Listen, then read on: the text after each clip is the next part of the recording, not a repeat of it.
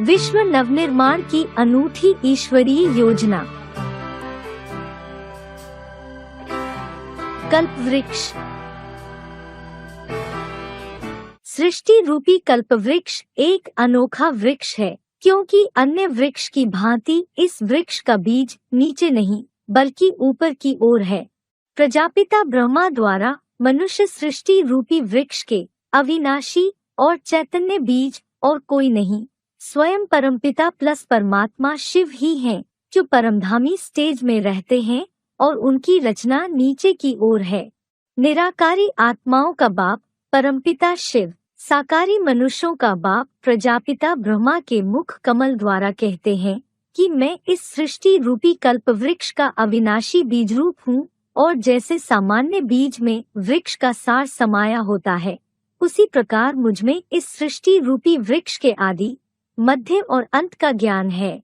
जब यह वृक्ष जर्जरीभूत हो जाता है तो मैं ही आकर सत्य ज्ञान एवं राजयोग द्वारा फिर नए सिरे से इसका बीजारोपण करता हूँ या सैपलिंग लगाता हूँ।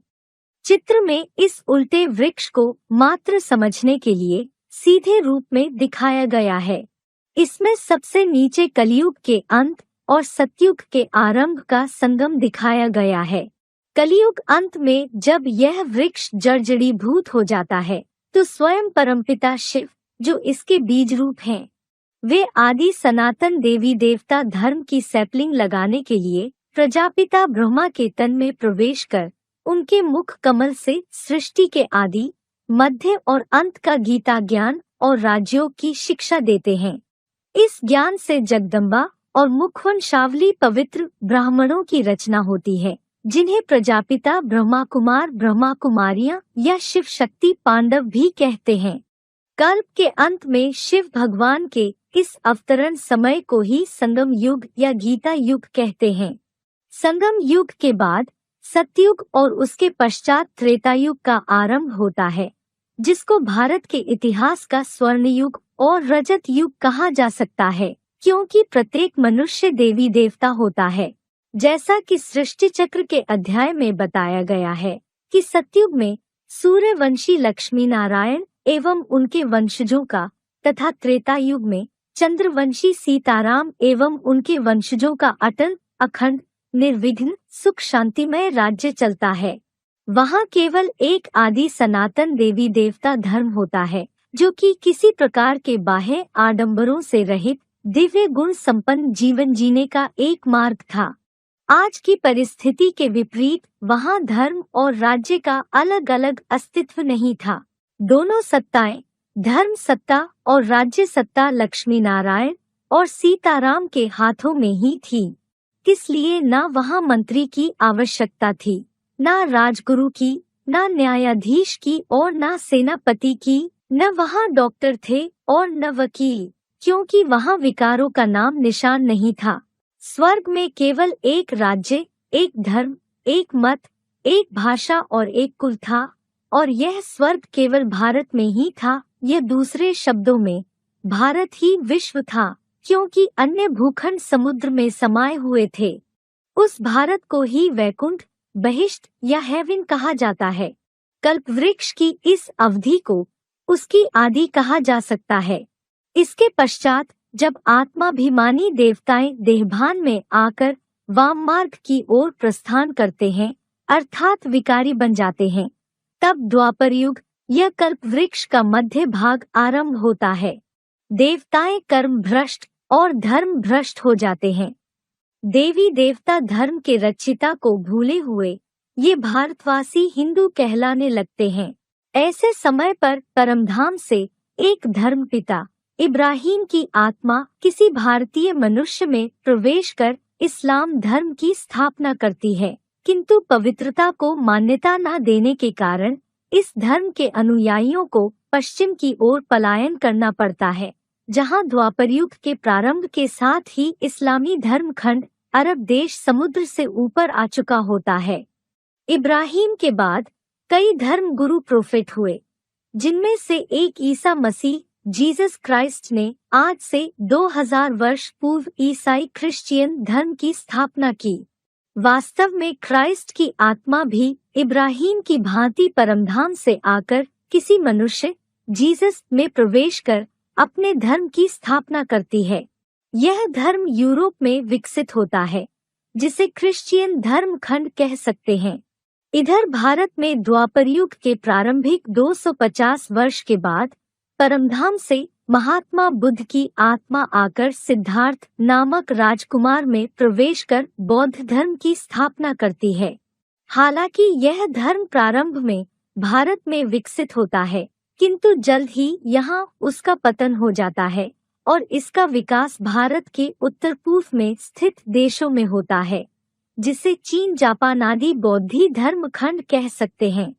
द्वापर युग के अंतिम भाग में अर्थात ईसा पश्चात 6ठी शताब्दी में भारत में धार्मिक अशांति या कलह क्लेश को मिटाने के लिए परमधाम से एक धर्म पिता का आगमन होता है।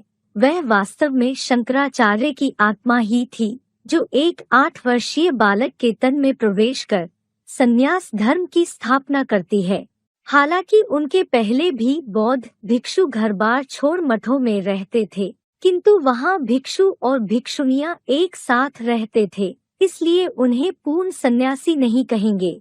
इसके पश्चात कल्प वृक्ष के अंतिम भाग अर्थात कलियुग का प्रारंभ होता है, जहां अल्प अवधि में अनेक धर्मों एवं मतांतरों की स्थापना होती है और इसके फलस्वरूप मनुष्यात्माएं आस्तिक से लगभग नास्तिक बनने लग जाती हैं। द्वापर के अंत और कलियुग के प्रारंभ में जहां एक ओर अरब देशों में हजरत मोहम्मद द्वारा मुस्लिम धर्म की स्थापना होती है, उसके मुकाबले भारत में आज से लगभग 500 वर्ष पूर्व गुरु नानक द्वारा सिख धर्म की स्थापना होती है। कलियुग के अंतिम 200-300 वर्षों में एक ओर भारत में स्वामी दयानंद सरस्वती द्वारा आर्य समाज नामक धर्म की स्थापना होती है, तो दूसरी ओर रूस में लेनिन स्टालिन द्वारा नास्तिक धर्म या साम्यवाद की स्थापना होती है। हालांकि लेनिन से पूर्व भी साम्यवादी विचारधारा का प्रारंभ हुआ था, किंतु वास्तव में सर्वप्रथम जनसत्ता केवल लेनिन को ही मिली, जिन्होंने रूस में राजाई का अंत कर दिया था। अतः वे ही नास्तिक धर्म के वास्तविक संस्थापक हैं। इसके अलावा कलियुग में कई छोटे छोटे मतांतरों मठों आदि की स्थापना हुई। द्वापर युग से अनेक धर्मों के चक्रों में फिरते फिरते मनुष्यात्माएं कलाहीन, गुणहीन और लगभग नास्तिक बन जाती हैं। तब कलियुग के अंतिम समय में स्वयं निराकार शिव एक साधारण मनुष्य के तन में आकर मनुष्य सृष्टि से हर धर्म की चुनी हुई आत्माओं को एकत्र करके उन्हें राजयोग सिखाकर एक माला में पिरोते हैं। परमपिता प्लस परमात्मा कहते हैं कि मैं ही द्वापर युग से अत्याचार सहती आ रही भारत की माताओं और कन्याओं को आकर ज्ञान अमृत का कलश देता हूँ।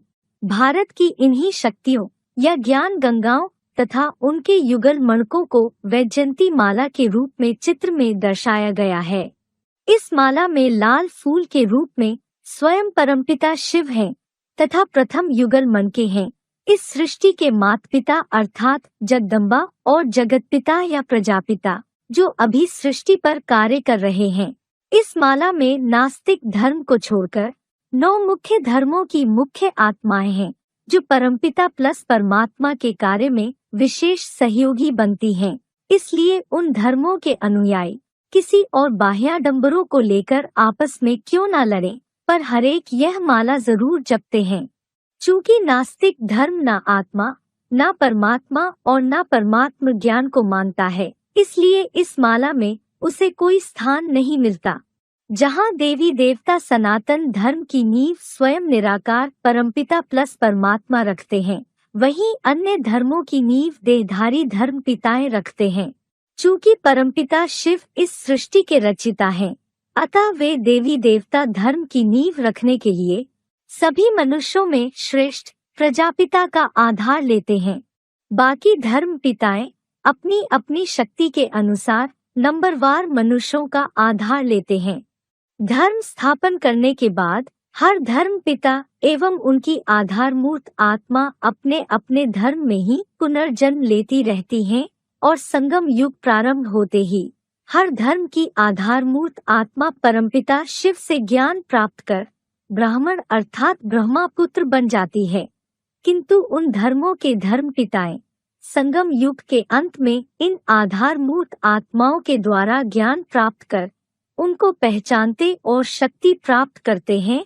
और जब संगम युग में हर धर्म की आधारमूर्त आत्माएं हैं तो जरूर उनको जन्म देने वाली बीजरूप आत्माएं भी होती हैं, क्योंकि जड़ों से भी शक्तिशाली बीज होते हैं। संगम युग में जो ब्राह्मण आत्माएं दादा लेखराज टाइटलधारी प्रजापिता ब्रह्मा द्वारा सुनाए गए बेसिक ज्ञान को ही सर्वोपरि मानते हैं और धारण करते हैं, वे हैं आधारमूर्त आत्माएं। और जो बेसिक ज्ञान के साथ साथ प्रजापिता ब्रह्मा बनाम शंकर द्वारा सुनाए गए गुह्य ज्ञान एडवांस ज्ञान को भी पहले पहले समझते और धारण करते हैं, वे हैं बीजरूप आत्माएं।